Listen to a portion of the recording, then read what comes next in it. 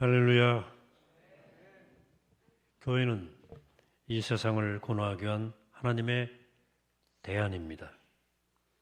그렇지만 교회는 역설이 존재합니다. 교회가 문제가 없던 적이 한 번도 없었다는 것입니다. 어느 시대나 교회는 문제가 있었습니다. 우리 시대도 마찬가지입니다. 성추문, 재정비리, 인권유린, 목회 세습 등등 한두 가지가 아닙니다. 또 교회 분열을 고 다툼은 얼마나 많습니까? 한번 교회가 분쟁에 휩싸이면 세상에서 볼 수 없는 험악한 말과 행동을 하나님의 이름으로 거침없이 하는 것이 교회입니다. 신기한 것은 교회가 그토록 실망스러운 모습을 보여도 여전히 교회를 찾는 사람들이 있다는 사실입니다. 어떤 의미에서 그분들이 교회에 나오는 것은 교회 때문이라기보다는 믿지 않고는, 사랑하지 않고는 안 되는 하나님 그분 때문에 희망을 갖고 교회에 나온다, 이렇게 믿습니다. 이런 상황을 접하면서 두 가지 생각을 하게 되는데요. 하나는 아무리 교회가 문제를 일으키고 목회자와 교인들이 제 역할을 못해도 여전히 하나님은 하나님의 일을 하시는구나 하는 고백이죠. 감사하죠. 두 번째는 한편으로는 거룩한 책임감 같은 걸 느끼게 됩니다. 목회자와 교회가 이토록 실망스러운 모습을 보여주어도 여전히 하나님 때문에 사람들이 교회를 찾는다면, 우리가 제대로 한다면 얼마나 수많은 사람들이 하나님 만나고 그 삶이 새로워질까. 그리고 그들로 인해서 이 세상은 얼마나 달라질까. 그런 의미에서 거룩한 교회를 가꾼다는 것은 얼마나 중요한 일인지 모릅니다. 오늘 에베소 4장을 봉독을 하셨는데, 에베소서는 그 전체가 교회론이라고 해도 무방합니다. 에베소 1장을 쭉 보시면 바울 사도는 예수 그리스도를 통해서 하나님께서 이루신 구원 계획에 대해서 설명을 합니다. 하나님은 태초부터 구원을 계획하셨고, 이를 위해서 이스라엘 백성을 선택하셨고, 그리고 마침내 예수 그리스도를 통해서 구원 계획을 완성하셨습니다. 그리고 그 결과 태어난 곳이 바로 교회입니다. 아주 예전에 어떤 신학자가 예수님은 하나님 나라를 선포하셨는데 그 결과 생겨난 것이 교회였다, 이렇게 말한 적이 있습니다. 약간 트위스트한 말이었어요. 현실을 보면 하나님의 아들 예수 그리스도께서 그 값비싼 생명을 바쳐서 낳은 것이 겨우 이 모양 이 꼴의 교회인가 라고 하는 푸념이었습니다. 사실 초대교회를 또 초창기를 제외하고는 오늘의 교회와 크게 다르지 않았습니다. 요즘 계속 바울 서신을 쭉 보고 있는데요. 고린도 전서도 봤고요, 갈라디아 봤고요. 오늘 교회도 당시 교회도 오늘과 같은 그런 비슷한 일들이 있었어요. 이상적 교회가 아니었습니다. 분열과 갈등과 다툼이, 각종 문제가 초대교회에 있었습니다. 그러니 그것이 하나님의 아들이 생명을 바쳐서 만들어낸 결과물이라고 인정하기가 어려웠던 거죠. 그러나 그럼에도 불구하고 바울은 교회는 태초부터 하나님께서 진행해 오신 구원 계획의 정점에서 탄생했고, 오늘도 하나님은 교회를 통해서 구원 계획을 이루어 가신다고 말씀합니다. 그래서 교회는 거룩하고 영원한 의미를 가집니다. 여러분, 성경에 말하는 이 교회는 이런 예배당 건물을 말하는 건 아니에요. 예수 그리스도를 주로 고백하는 사람들이 모여 있으면 거기가 교회입니다. 얼마나 모이는지, 어디에 모이는지는 결정적으로 중요하지 않습니다. 왜 모였고 무엇을 하고 있는지가 더 중요하죠. 모여서 개를 한다거나 모여서 먹고 마시고 떠드는 게 전부라면 교회는 아닙니다. 예수 그리스도에 대한 믿음으로 함께 모여서 서로에게 자신을 열고 서로의 삶에 참여하고 자신의 약함을 서로에게 고백하고 서로의 기도하고 함께 예배에 참여할 때 교회가 되는 것입니다. 그러므로 교회는 건물이 필요하지만 건물이라기보다는 사람들이 모여서 거기서 교회가 되는 거예요. 그래, 이런 말이 있어요. 교회 가지 마라. 교회가 되어라. 잘 들어야지 오해하면 큰일 나요. 예. 교회 본질을 담아낸 말이에요. 이 말은 교회는 가고 오는 어떤 장소가 아니라 그 말이에요. 공간이 아니라 그 말입니다. 교회는 교회로 모이는 것이고 교회가 되는 거예요. 예수 그리스도에 대한 믿음으로 인해서 모여서 머리가 몸의 모든 지체를 다스리듯이 모인 사람들이 예수 그리스도를 머리 삼아 그분께 순종하며 살아갈 때 거기가 교회가 되는 거예요. 모여서 모두가 자신을 부인하고 예수 그리스도만을 높이고 그분 앞에 전적으로 순종한다면 교회가 되는 거예요. 바울이 교회는 하나님의 구원 역사의 정점에서 나타난 것이라고 말한 이유가 바로 현실 교회가 잘하고 있어서가 아니고 이 교회의 본질 때문이에요. 교회가 교회될 때 그 교회는 예수 그리스도의 몸이 되는 것이고 영원하고 절대적 의미를 가진다는 거예요. 이것은 영적인 것을 보지 못하는 사람은 절대 볼 수 없는 그런 차원이 교회 공동체에 있다.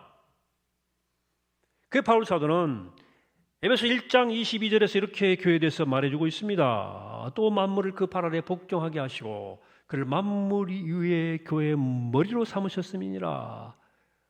쉬운 말은 아니죠. 이 구절을 NIV 성경으로 잠깐 잘 번역해 놓았더라고요. 영어 그냥 좀 보세요. And God placed all things under his feet and appointed him to be head over everything for the church. 이걸 한국말로 번역하면 이렇게 돼요. 하나님은 교회를 위해서 그분, 즉 예수님을 만물 위에 세우시고 머리가 되게 하셨습니다. 라는 뜻입니다. 하나님께서 예수들을 죽은 자들 가운데서 부활시키시고 하나님 보좌 우편에 오르게 하시고 만물을 그분의 통치 아래 두신 이유는 교회를 위해서 그렇게 했다는 뜻입니다. 왜 이게 교회를 위한 것입니까? 이것이 그리스도께서 교회를 통해서 구원 역사를 계속 이어가시기 때문입니다. 교회가 그리스도의 바디, 이 몸이란 말은 그리스도께서 교회를 통해서 계속해서 구원 역사를 이루어 가신다는 뜻이에요. 이것이 가능하게 하기 위해서는 하나님은 예수 그리스도를 가장 높이셔서 모든 것 위에 두셨다. 만물 위에 두셨다. 그래서 교회가 교회되게만 하면 만물 위에 계신 만물의 왕이신 예수님이 그 교회 안에서 역사하신다는 뜻입니다. 이건 어마무시한 주장입니다. 오합지졸 같고 때로 질이 멸렬한 이 현실 교회를 보고는 도무지 주장할 수 없는 거대한 주장입니다.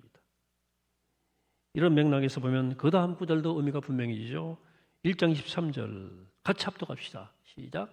교회는 그의 몸이니 만물 안에서 만물을 충만하게 하시는 이의 충만함이니라. 여기 만물 안에서 만물 충만하게 하시는 분은 바로 그리스도를 가리킵니다. 만물의 머리이신 그리스도는 또한 교회의 머리이시기도 합니다. 그러니까 교회가 교회되면 주님이 그 교회 안에 충만하게 임재하신다는 얘기입니다. 교회를 통해서 당연히 성육신의 사역을 계속 하셔야 되니까 오늘도 그리스도가 성육신하시니까 그래서 교회 안에 충만하게 임재하신 그리스도는 만물 위에 계신 전능자시다. 그러니 교회는 그리스도와 함께 만물 위에 있다. 이건 영적으로만 볼 수 있는 영적 진실입니다.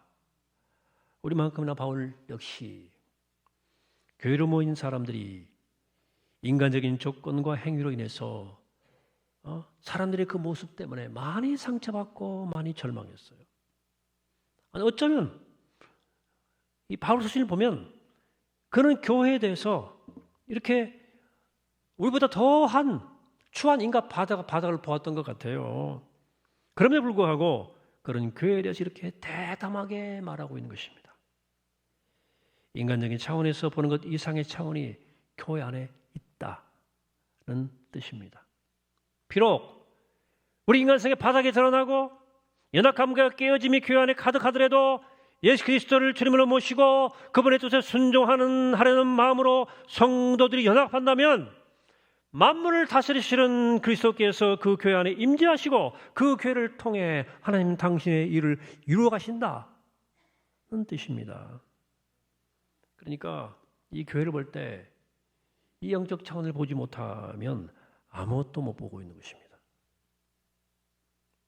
그렇기 때문에 세상적으로 별로 내놓을 것이 없는 소수의 사람들이 예배드리는 곳이라 할지라도 그 모임의 가치는 어떤 화려한 왕궁에서 벌어지는 퍼포먼스보다도 훨씬 더 귀한 거예요. 모든 만물을 다스리시는 그리스도께서 그 작은 모임 안에 계시고 그들을 통해서 영원한 가치의 일을 하시기 때문입니다. 이것을 믿기에 목숨 거는 것이고 이것을 믿기에 우리가 교회를 위해서 헌신하고 희생하는 것 아니겠어요? 여러분, 교회가 교회 되는 것은 여러 차원에서 매우 중요한 의미를 가지는데 그것은 먼저 하나님께 중요한 일이에요. 하나님은 교회를 넘어서 활동하십니다. 중세시대 교회 밖에는 구원이 없다는 말이 진리처럼 통했어요. 물론 교회 밖에는 구원이 없다는 말은 교회 안에서만, 기독교 안에만 구원이 있다는 말이죠. 그러나 좁혀서 구원은 오직 교회 안에서만 얻을 수 있다고 하는 왜곡된 뜻도 됩니다. 그래서 그때는 교회로부터 추방당하는 것은 곧 천국으로부터 추방당하는 것처럼 여겼어요.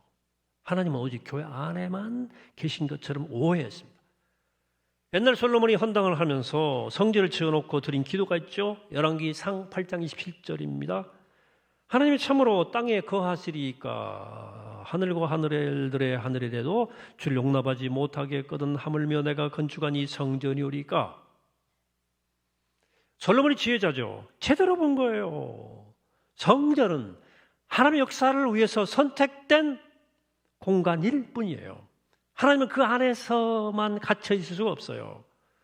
시간이 흐르면서 이스라엘 사람들은 예루살렘 성전에 와야만 하나님 만날 수 있을 것처럼 믿게 하고 그렇게 가르쳤어요. 하지만 하나님은 교회를 넘어서 활동하십니다. 동시에 하나님은 교회를 통해서 역사하시기를 원하세요. 교회를 넘어서시지만 교회를 통해 일하신다 그 말이에요. 교회를 통해서만 할 수 있는 일이 따로 있기 때문에요. 그러기에 교회가 되어서 교회에 마땅한 사명을 다할 때 하나님이 한없이 기뻐하신다. 하나님을 위해서 교회가 교회되어야 된다. 또한 교회가 교회되는 것은 우리 각자에게 정말 필요한 일입니다. 여러분 어떻게 예수 그리스도를 믿게 되었고 또 하나님을 만나게 되었습니까? 여러분 교회가 없었더라면 그리스도의 복음이 여러분들에게 와닿지 못했을 것이고 교회가 아니었더라면 여러분들의 믿음이 오늘의 믿음까지 자라지 못했을 겁니다. 그래 교회 전통은 오래전부터 교회를 어머니 비유했어요. 하나님의 아버지라면 교회는 어머니고 어머니의 품이다. 어머니 그 따뜻한 품에서 하나님을 만나고 믿음이 자라가게 되기 때문입니다.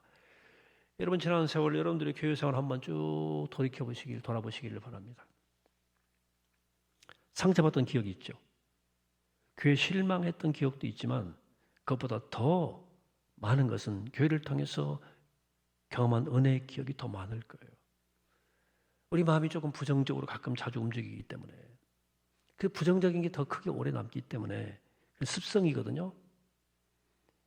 그런 기억이 앞설 수 있지만 잘 따지고 보면 교회로부터 제가 받은 은혜가 훨씬 큽니다. 인정하시죠? 네, 인정하셔야 돼요. 우리에게 중요해요. 뿐만 아니라 교회가 교회 되는 것은 이 세상에 대해서 매우 중요한 일. 여러분 이 세상에 대한 어떤 변화가 일어나길 바라죠. 새로운 변화, 세상의 변혁. 여러분 세상이 좀 더 평화롭고 정의롭고 공평하고 더 많이 사랑하고 더 많이 나누는 그런 세상 되기를 바라지 않으십니까? 옛날 고라자손의 시에 나오는 한 구절이 그 소망을 잘 담아냈습니다. 시편 85편 10절입니다. 인애와 진리가 같이 만나고 의와 화평이 서로 입맞추었으며 진리는 땅에서 솟아나고 의는 하늘에서 굽어보도다. 여호와께서 좋은 것을 주시리니 우리 땅이 그 산물을 내리로다. 의가 주의 앞에 앞서가며 주의 길을 닦으리로다. 이런 세상이 되면 얼마나 좋겠습니까? 우리는 이런 세상을 꿈꾸죠. 그러면 이것을 위해서 이런 세상이 이루어지려면 뭐가 더 많아지면 좋겠습니까? 감옥이 더 많아지면 죄가 없어질까? 병원이 더 많이 지으면 될까요? 다 필요한 일일 수 있죠. 그러나 이런 세상을 정말 보고 싶다면 교회 되는 것이 가장 중요합니다. 가장 필요합니다. 그리하면 복음이 제대로 전해지고 그 복음으로 인하여서 거듭난 사람들이 많아지고 그들을 통해서 세상이 변화될 수 있기 때문입니다. 아마 반문하고 싶은 분들이 계실 거예요. 이 안에는 아니 서울 도심이 이렇게 교회가 많은데 세상이 더욱 타락하고 있는 건 아닙니까? 여러분, 저는 지금 여러분들이 교회가 더 많아져야 한다고 말씀을 드리지 않았습니다. 교회가 더 커져야 한다고 말씀드리지 않았습니다. 교회가 교회다워져야 한다고 말씀드린 거예요. 여러분, 교회가 아무리 커져도 교회다움을 잃어버리면, 교회답지 않으면 우리 시대 우리가 목격하는 것처럼 더 추할 뿐이에요. 교회가 많다는 것은 교회가 교회다워질 때야 의미가 있는 거예요. 교회가 많아지는데 교회가 그 교회다움을 잃어버리면 세상은 더 악해지는 거예요. 욕망덩어리니까. 세상이 필요해요. 교회가 교회 되는 거. 이 세상이 정말 필요합니다. 여러분, 교회가 교회 되는 것은 또 그뿐만 아니라 영적 세계에도 의미가 있어요. 에베소 3장에 바울 사도는 그 비밀을 말합니다. 8절이에요. 모든 성도 중에 지극히 작은 자보다 더 작은 자에게 이 은혜를 주신 것은 측량할 수 없는 그리스도의 풍성함을 이방인에게 전하게 하시고 영원부터 만물을 창조하신 하나님 속에 감추어졌던 비밀의 경륜이 어떠한 것을 드러내게 하려 하심이라. 이는 이제 교회로 말미암아 하늘에 있는 통치자들과 권세들에게 하나님의 각종 지혜를 알게 하려 하심이니, 여기 10절이 중요하게 쉽지 않은 말씀인데요, 여기 말하는 하늘에 있는 통치자, 권세들은 악한 영을 가리킵니다. 여러분, 교회가 교회 되는 것은 단지 이 세상에만 영향을 미치는 것이 아니라 영적 세계, 악한 영적 세계 세상에도 영향을 미치는 일입니다. 여러분, 교회가 교회 된다는 말은 교회로 모이는 사람들이 진실한 믿음을 가진다는 뜻이고, 믿지 않는 사람들이 교회를 통해서 참된 믿음에 이르게 된다는 뜻입니다. 그렇게 되면 사탄의 영향력은 점점 줄어들고 설 자리가 없게 되는 거예요. 그러므로 교회가 교회 되는 것은 우리 각자와 이 세상에만이 아니라 영적인 세계에도 매우 중요한,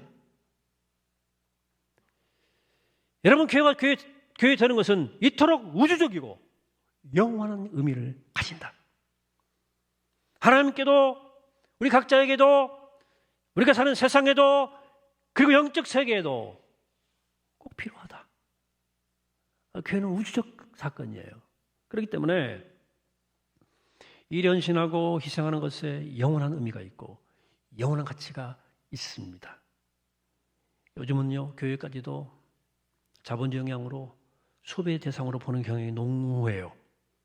상업적 소비주의에 물들어 있기 때문에 쇼핑하는 것처럼, 백화점에서 쇼핑하는 것처럼 교회를 대합니다. 교회 와서도 자신은 손님이라고 생각해요. 게스트야, 손님이 왕이잖아요. 그렇게 말하고 행동하는 경우들이 많습니다.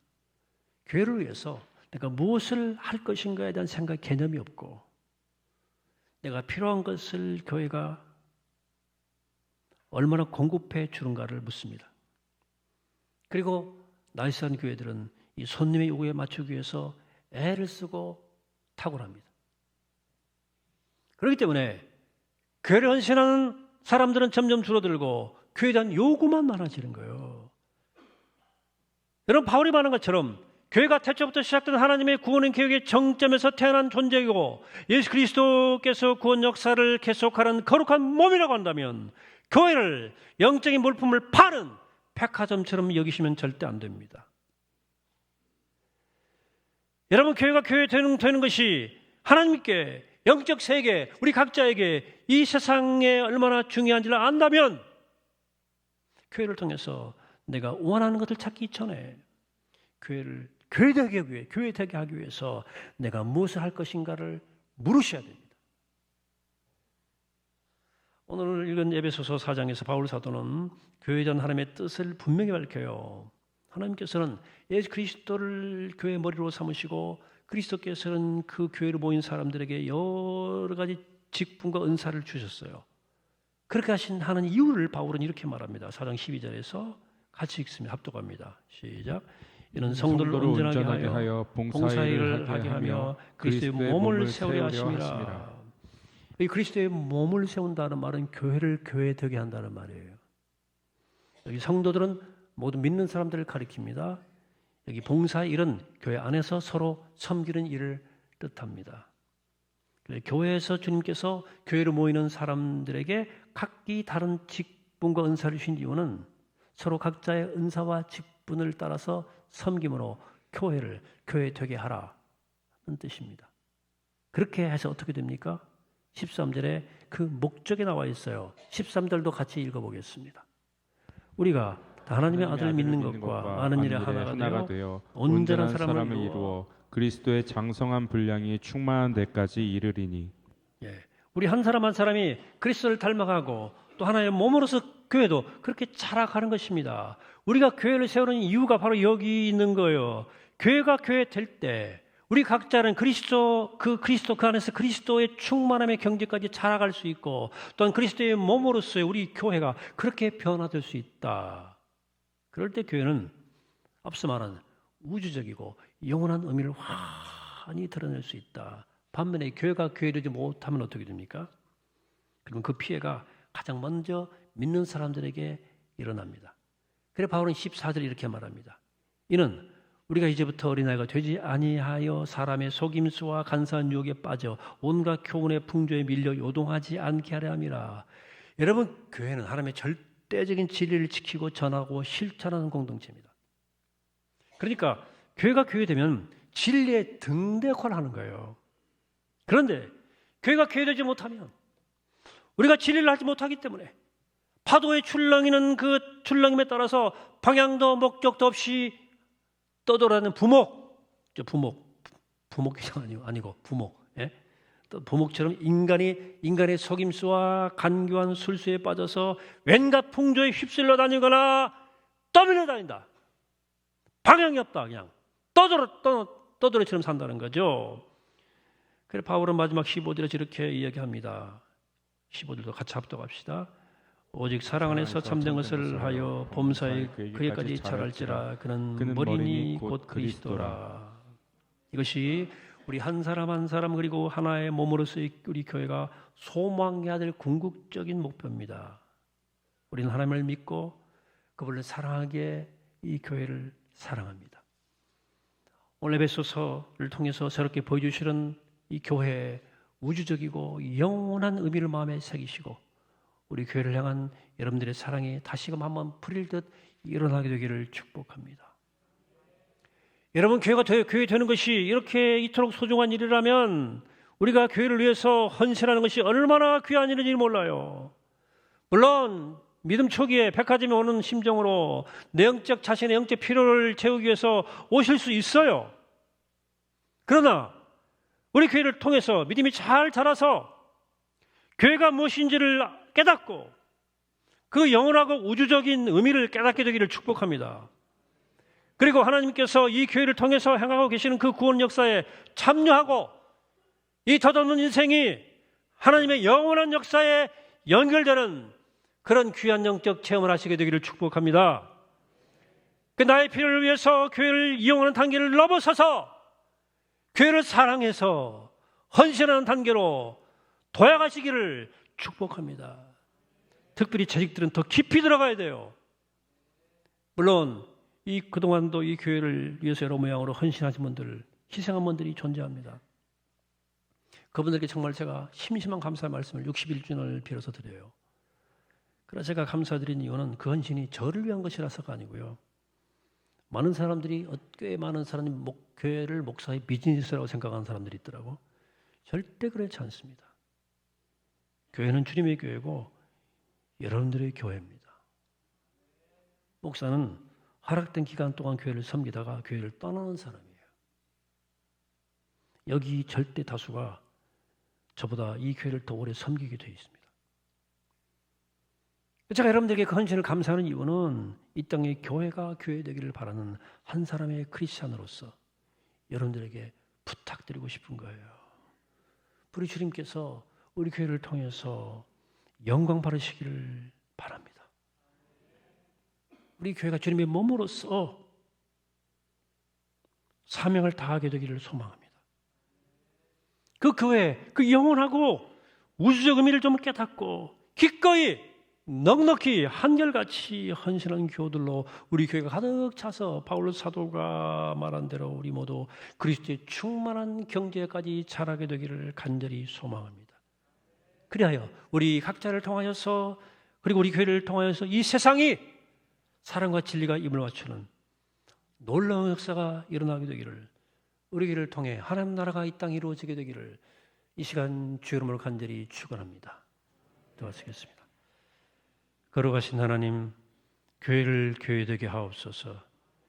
우리 교회가 주님께서 꿈꾸는 교회되게 하시고 하늘의 소망 이루는 복된 교회가 될 수 있도록 축복하옵소서. 예수 그리스도 이름으로 기도합니다. 아멘.